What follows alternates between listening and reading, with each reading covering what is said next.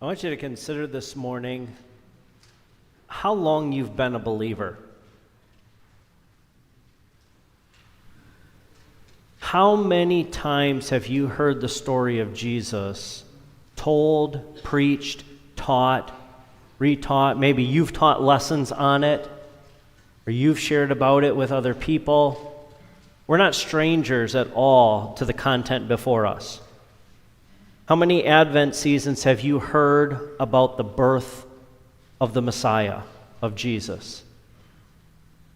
How many times have you come to this season where we're talking Palm Sunday, Triumphal Entry, Holy Week or Passion Week, however you refer to it, and you've heard of all of the events leading up to the death, burial, and resurrection of Jesus?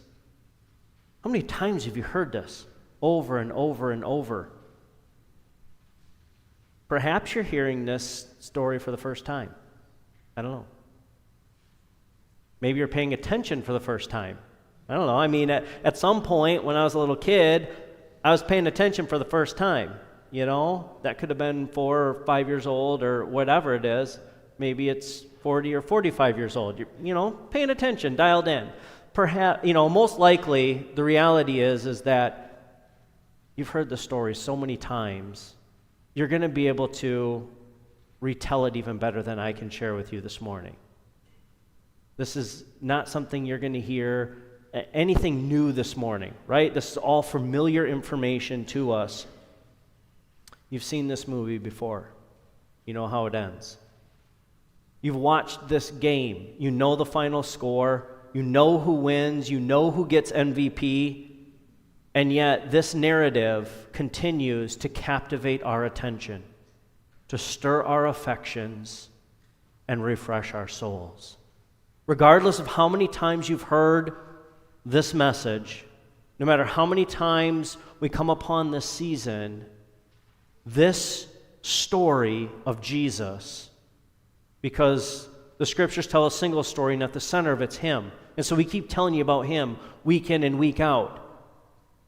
And by your attendance, you're telling me that you don't tire of hearing of Him, which is refreshing. But this story of Him continues to captivate our attention. It arrests us. It refreshes us. It nourishes us. And so I'm telling you, reminding you of something this morning that you already know to be true. So whether it's your first time or your 90th time hearing about the events of Passion Week, may the beauty of our Messiah and His willingness to come and live among us and sacrifice His life for us, may that apprehend our hearts and our minds afresh this morning. We can't fully come to this with fresh eyes. We just can't. Why? Because we know the text. We know where we're going. We know how this ends. And yet may it hit us in fresh ways, in new ways. May it warm our hearts and stir our minds. May we not check out going, yeah, I've heard that before. You know what? Why don't you go sit down, Pastor Giles, because I'll teach this better than you can. And that's the reality. You know this so well. May we not grow, we'll say even, contempt or callous to the things that we're so familiar with. And so the reality here is that life doesn't unfold for us like an outline with clearly defined points and subpoints. Doesn't happen that way. And typically you're going to get some kind of an outline in here to help us break it down and work through the text in manageable ways. But life unfolds to us more like a narrative. It's like a story. And so today we're going to just reflect together on the story, the unfolding plot line, the narrative of Palm Sunday. And as we work into this week that we call Passion Week or Holy Week. And so we're in John's Gospel. Now all 4 Gospels write about this event. We'll primarily be in John's Gospel. And so considering the context, Wendy read for us of the triumphal entry, John 12 through 19, but we have to back up to John 11 and to start wrapping our minds around the scene. I wish we had the time to work through John 11, It's really a fascinating, all of the Gospels are fascinating reads, and they are standalone. So even when we do some crossover work, just to get our bearings a little bit, each Gospel should be read on its own. The author has a clear intent and purpose and why they're writing. But as we consider our context this morning, John 11 talks about a miracle that Jesus did, and only John writes about it. It's the death and the miraculous resurrection of Lazarus. Now that scene in John 11 unfolds in layers, just like any scene does, and it's quite captivating. But there's two significant takeaways that I want us to highlight regarding John 11, just to get our bearings a little bit. These two things are, one, in John 11, Jesus proclaims that he is the resurrection and the life.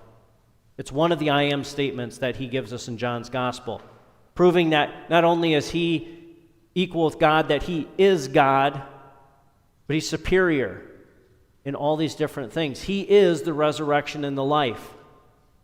And then he proves it by raising Lazarus from the dead. So this is a significant, some massive points that bear on the context of John chapter 12. And so this narrative in John 11, it's really an interesting thing. It has tons of detail and foreshadowing. It's filled with sorrow and joy, belief and skepticism.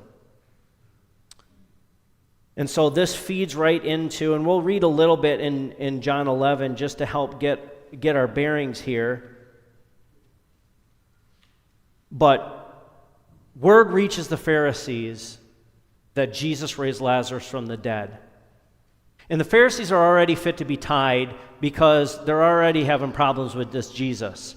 Because he is ruffling feathers, he's teaching with authority, he's doing some things that are causing others to think that he could possibly be the Messiah.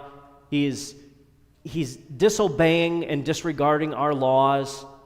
He's doing a lot of things that are causing us problems and fits. And so word gets to the Pharisees that Jesus raised Lazarus from the dead. And so now they conspire to kill him. Look at John 11, starting in verse 45. Many of the Jews, therefore, who had come with Mary and had seen what he did, believed in him. But some of them went to the Pharisees and told them what Jesus had done. So the chief priests and the Pharisees gathered the council together and said, "What are we to do? For this man performs many signs. If we let him go on like this, everyone will believe in him. And the Romans will come and take away both our place and our nation." But one of them, Caiaphas, who was high priest that year, said to them, "You know nothing at all. Nor do you understand that it is better for you that one man should die for the people, not that the whole nation should perish." He didn't say this on his own accord, but being high priest that year, he prophesied that Jesus would die for the nation, and not for the nation only, but also to gather into one the children of God who are scattered abroad. So from that day on, they made plans to put him to death. Now, this is what you'd expect from your religious leaders, right? Naturally, you'd expect any spiritual or political threat that your religious leaders are going to go in and they're going to eliminate that threat by any means necessary. Jesus clearly posed a threat to the religious leaders. He posed a threat to their power. He posed a threat to their position. Jesus creates a real problem because if everyone stops following us as religious leaders and starts following this Jesus, the Romans are going to have a problem with this, and they're going to come and squash this rebellion.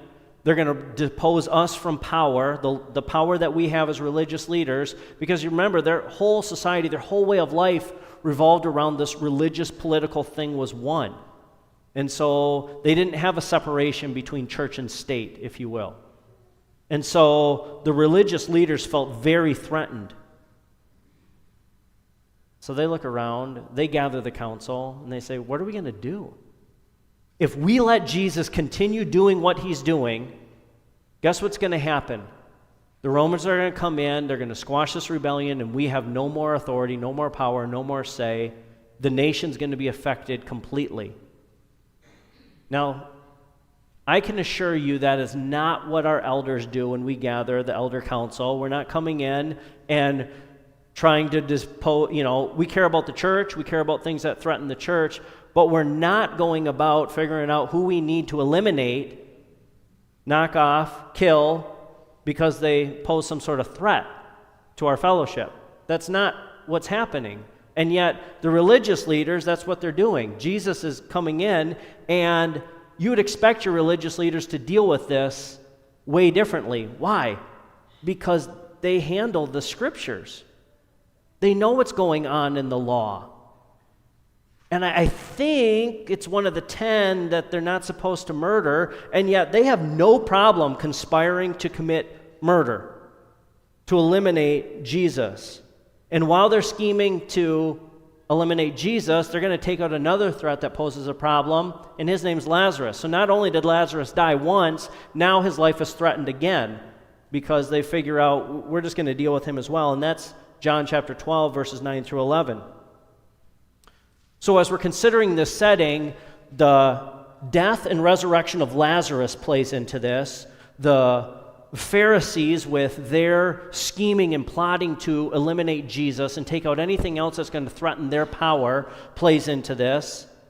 And now we're walking into the Passover. The Feast of Passover is on the horizon, and what happens is Jerusalem at that time swells. The population of Jerusalem swells big time, along with the surrounding region, because not everyone can stay in Jerusalem. And so tons of people are pouring into the city, and they're going to be purified, and they're about to celebrate the Passover. And so that's the setting that's going on. And the big question is Jesus going to show? Will Jesus make an appearance during the Passover? Will he show up at any point during this feast? Because we've got word from religious leaders that if we spot him, we're to inform on him, so that we can come and the religious leaders will come and arrest him. And so that's what's going on in John 11. Look at verse 55 and following. Now the Passover of the Jews was at hand, and many went up from the country to Jerusalem before the Passover to purify themselves. They were looking for Jesus and saying to one another as they stood in the temple, "What do you think? That he'll come to the feast at all?"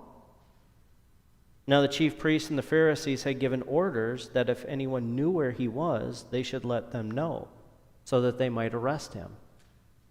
So the stage has been set, and we're walking in to one of the prominent religious feasts of the Jewish calendar, and yet the religious leaders aren't focused on anything that they should have been focused on. They were so distracted by this Jesus.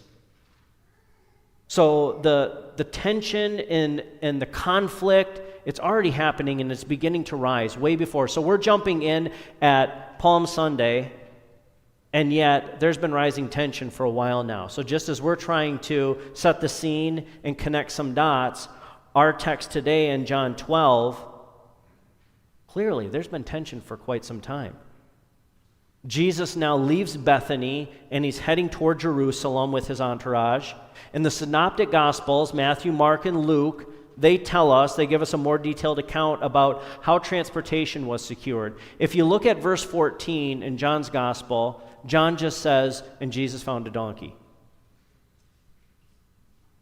If you look at the other Gospels, those writers are saying, well, Jesus actually instructed two of his disciples to go into Bethpage, and they're going to find this young colt tied, and when they do, untie him, bring him back to me.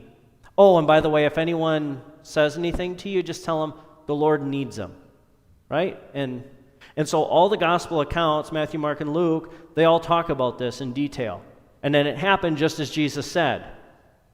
But only Jesus gets away with this kind of thing, right? Because we can't say to our residents or interns, you know what, we've got this conference coming up, and I know of a Bronco, it's never been driven before, and it's got the keys in it. It's just down in Big Bend. Connor, why don't you go grab that? And, if anyone says anything to you, just say, hey, it's okay. Our pastoral team needs it. They'll let you take it, no questions asked. Only Jesus gets away with this kind of stuff. We don't get away with this kind of stuff, but he does that. And so now as Jesus gets the donkey and he's riding on this and he's going from Bethany to Jerusalem, he comes to the Mount of Olives and he's going toward the city. It's very difficult for Jesus to travel in secrecy at this point because of all the teaching that he's done for such a long time, for the miracles that he's done. And this last miracle of raising Lazarus from the dead, word is spreading faster than, word spreads pretty crazy today on the social media platforms that we have. They didn't have Instagram and TikTok and all these different things. They weren't texting each other, and yet word spread like wildfire, and people were flocking to Jesus. And so now you have the crowds going to Jesus. Verse 12, the next day the large crowd that had come to the feast heard that Jesus was coming to Jerusalem. In verses 17 and 18, the crowd that had been with him when he called Lazarus out of the tomb and raised him from the dead continued to bear witness. The reason why the crowd went to meet him was that they heard he had done this sign. So you got these crowds that were present, and you've got the crowds that are hearing word that Jesus is coming, and they want to meet him. And when they meet him, you know the scene. Verse 13, so they took branches of palm trees, and they went out to meet him, crying, Hosanna! Blessed is he who comes in the name of the Lord, even the King of Israel. Hosanna! Blessed be the one who comes in the name of the Lord. The King has come into his city. So they're cutting down these palm branches. You know that they're laying them before the path that Jesus is about to ride on. They're waving them. This is a celebration. This is a processional. Think parade. The streets are lined. They're packed with people. These palm branches were significant for a number of reasons throughout Israel's history. All right, but one in particular that we need to note is that the palms signaled nationalistic hope of a messianic liberator. One day, this person would show up and arrive on the scene. We've been anticipating the Messiah. We want his kingship. We want his rule. All of our scriptures have been telling us about this. What's it going to be like when that king arrives? And now we think we found him. Hosanna! That means give salvation now. So the waving of the palm branches, our liberator, our messianic liberator, our king is riding into town. Give salvation now. Give salvation now. We could start the chant over here and do the echo thing around and then start the wave, but that's kind of the impact that was going on. And the crowds are really going wild. Like, this is an intense scene, and it's hard for us in our nice little chair 2,000 years later to be caught up into that. But that's what's going on. They're on the verge of a revolution. These people have always been oppressed. They've always been slaves of somebody, 400 plus years in Egypt. What about the Assyrians? What about the Babylonians? Now it's the Romans. These people have they've been through the ringer. They've been waiting for this to arrive. But we also have to say a word about the donkey. The donkey needs another spotlight shined on him, deserves a little more consideration, both for what it is and for what it is not. So what it is, this donkey happens to be an untested, unbroken, unridden colt. It's a beast of burden. It's humble. This donkey becomes part of the fulfillment. So we read in Zechariah 9 that this is how the king would come. And it's interesting in Zechariah 9. So anytime the New Testament's quoting the Old Testament, what do we have to do? We have to factor in, we have to go and look that stuff up and do some research, right? They're not always quoting verbatim. A lot of times they're paraphrasing. But what they're doing is they're triggering something in the mind of the reader and the recipient. And they want you to be thinking about the entire context. It's not just this quote, it's everything around it. And so there's some things that we have to point out from Zechariah 9 that the readers would have triggered in them. But the coming of this gentle king is associated with the end of war. Look at verse 10. If you want to flip back to Zechariah 9, verse 9 reads, "Rejoice greatly, O daughter of Zion. Shout aloud, O daughter of Jerusalem. Behold, your king is coming. Righteous and having salvation is he, humble and mounted on a donkey, on a colt, the foal of a donkey." And then in verse 10, when that king comes, "I will cut off the chariot from Ephraim and the war horse from Jerusalem. And the battle bow shall be cut off, and he shall speak peace to the nations, and his rule shall be from sea to sea, from the river to the ends of the earth." And so there'll be an end of war when this king comes.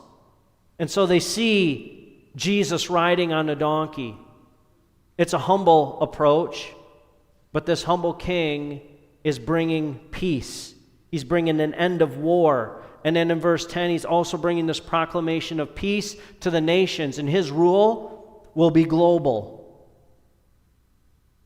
Jews were longing for that day. And now it looks like that day has arrived. Thirdly, the coming of this gentle king is associated with the blood of God's covenant that spells release for the prisoners. Look at verse 11. "As for you, because of the blood of my covenant with you, I will set your prisoners free from the waterless pit." You've got an end of war. You've got a proclamation of peace for the nations. You have prisoners being set free. And then in verse 16, their salvation. "On that day, the Lord, their God, will save them as the flock of his people."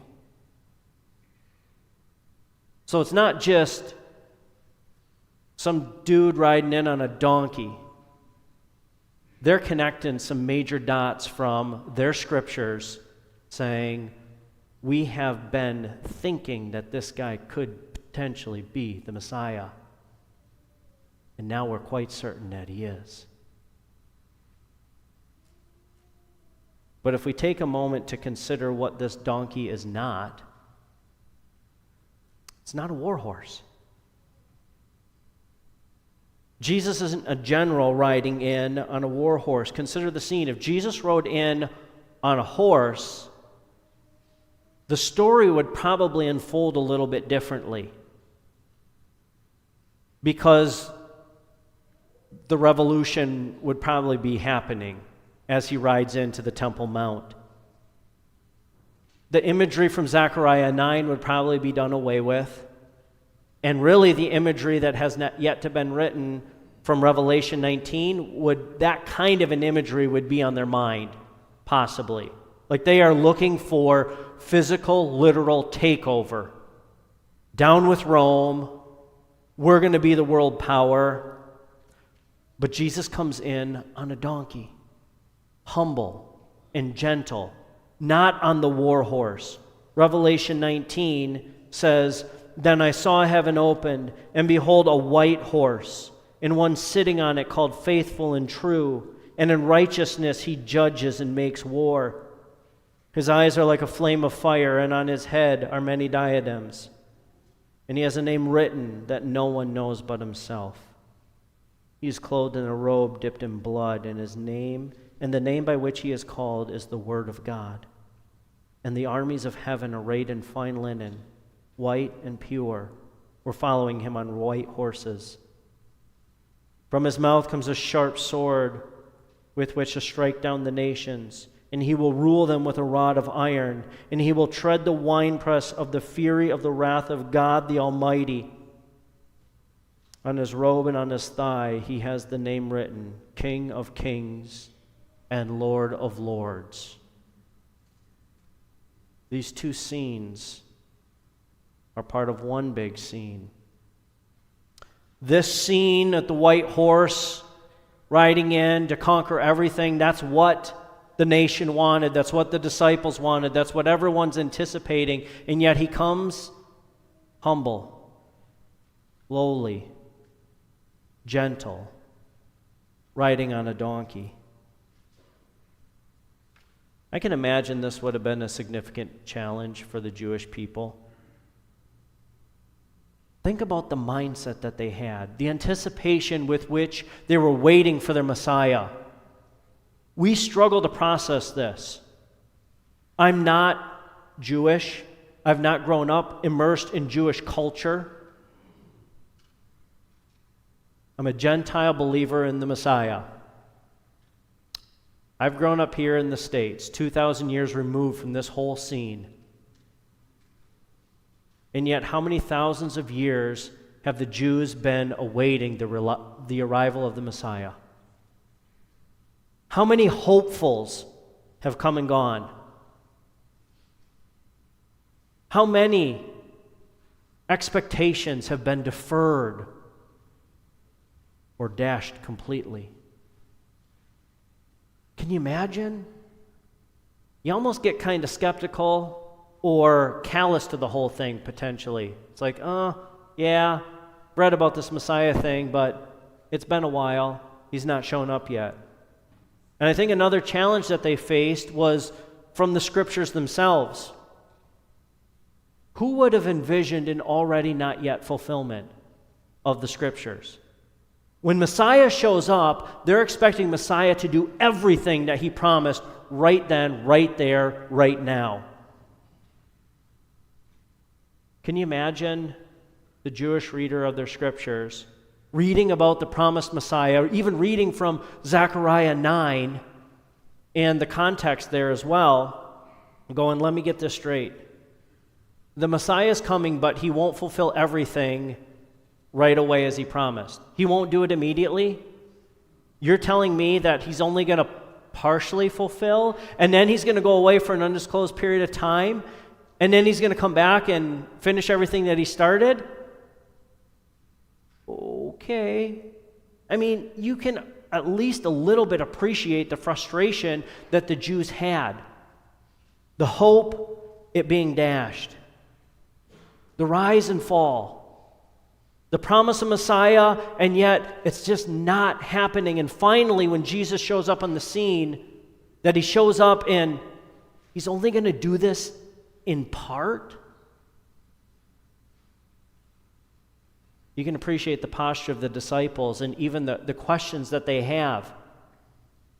They struggled with this whole thing. You and I, we sit at a very unique position in history. We know the end of the story. We understand. We have a different vantage point.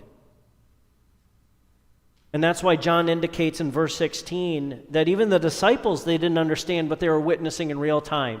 It wasn't until after Jesus rose again and after the Holy Spirit came and opened their understanding and reminded them of these things that they were even able to connect the dots. Listen to verse 16. And his disciples didn't understand these things at first. But when Jesus was glorified, then they remembered that these things had been written about him and had been done to him. Oh, now we get it. We have a great privilege at the time that we are living right now to be reading the text, immersed in it, thinking it through, meditating on it, seeing what we see, and yet awaiting what we await, what they've been waiting for. And so the scene that we have before us on Palm Sunday is the triumphal entry, where our conquering king rides into Jerusalem, pronouncing victory It's a victory that he's on the verge of securing. So the triumphal entry is our Jesus coming in, fulfilling prophecy, riding in on this donkey, and he is pronouncing a victory that he's about to secure. Now, this victory will not happen as the disciples wanted or as the crowds anticipated. This victory is not even going to happen as the Pharisees feared. This victory is going to be one that is accomplishing God's will, God's way, for God's glory. In the Synoptic Gospels, as you read through the triumphal entry, Matthew, Mark, and Luke, they talk about where the Pharisees cry out to Jesus. They complain to him. They say, "Silence the crowd. Tell your disciples to stop chanting, Hosanna." And Jesus shared with them that, okay, if I do that, if I silence the crowd, here's what's going to happen. The very rocks are going to cry out. Hosanna. Blessed is he who comes in the name of the Lord, even the King of Israel. And so the Pharisees' fear is exposed in verse 19. They are beside themselves. Verse 19 says, "So the Pharisees said to one another," you can imagine how this dialogue is going on, "You see that you are gaining nothing." You see, we're gaining nothing. The whole world has gone after him. And this falls right in line with what they've been fearing all along.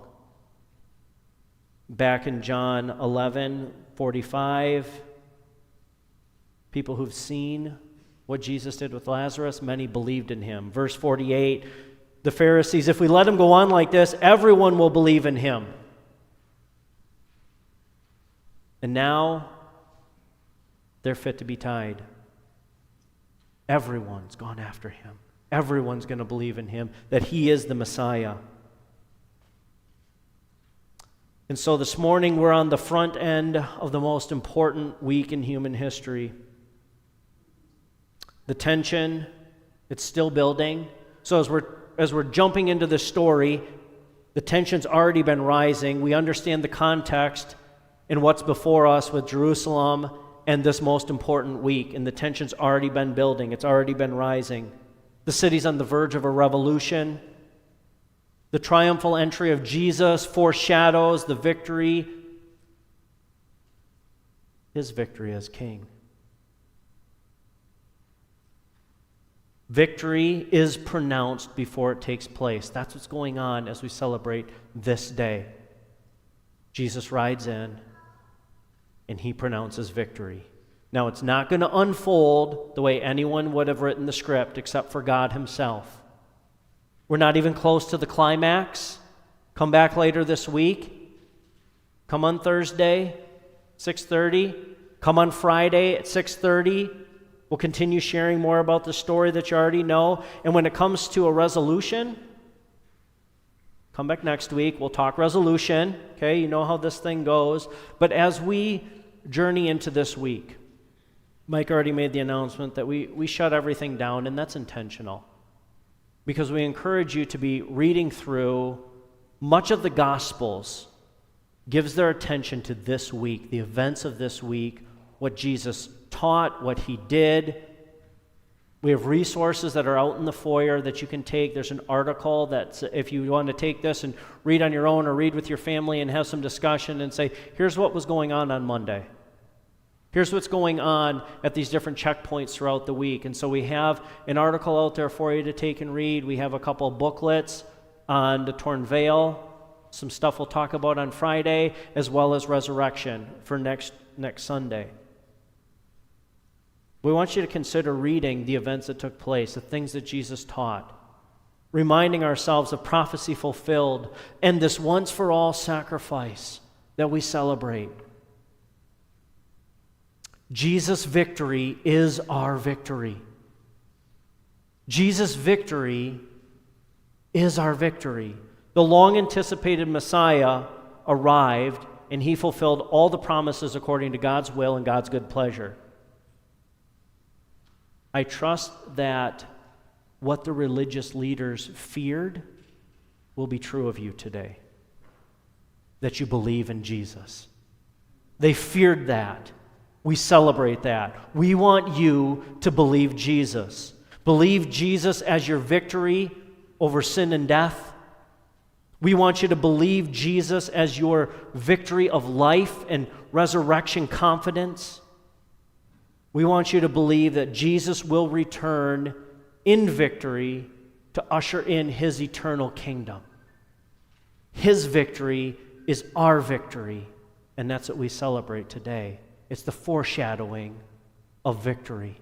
One day, he will come through and fulfill that. Let's pray. Father, thank you for the text that's written, the story we may be super familiar with. We've not heard any new information this morning. And I pray that our hearts and our minds would be apprehended by this Jesus who's apprehended us. That as we think through and read and pray through and meditate on the events that transpire throughout the course of this week, may we not be so distracted by all the other things that tend to crowd out these realities. Strengthen us to be able to carve out time to meditate on and think through the significance of this week. And may your word continue to refresh our hearts and renew our minds. Thank you, King Jesus, for your victory. It's in your name we pray. Amen.